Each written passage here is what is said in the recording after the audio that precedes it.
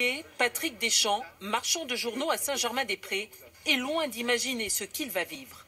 Dans son kiosque, il discute avec deux clients fidèles qui habitent le quartier.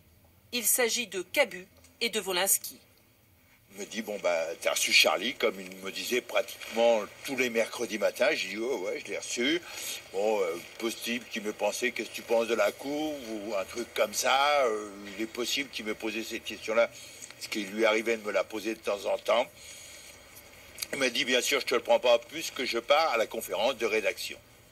Cabu et Wolinski rejoignent Charlie Hebdo. Vers 11h, le kiosquier rentre chez lui, à l'autre bout de Paris, dans le 19e arrondissement.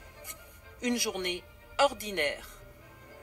Il ignore alors qu'au même moment, deux hommes attaquent la rédaction de Charlie Hebdo.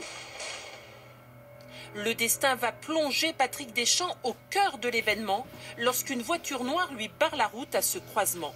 Un homme vient vers lui.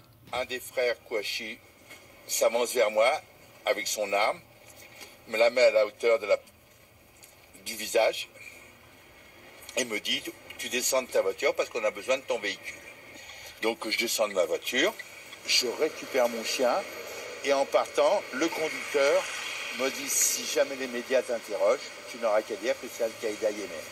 Vous avez eu peur? Peur, c'est pas le mot, j'ai pas eu le temps d'avoir peur. Et puis ça s'est passé de manière très rapide.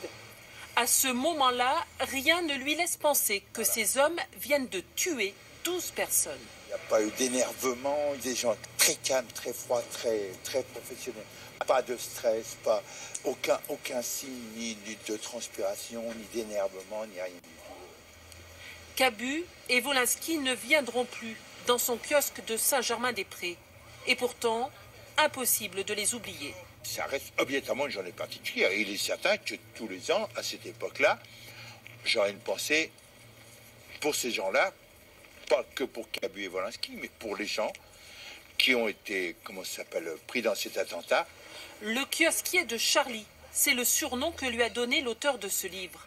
Il raconte le destin de ces anonymes dont la vie a basculé ces jours de janvier.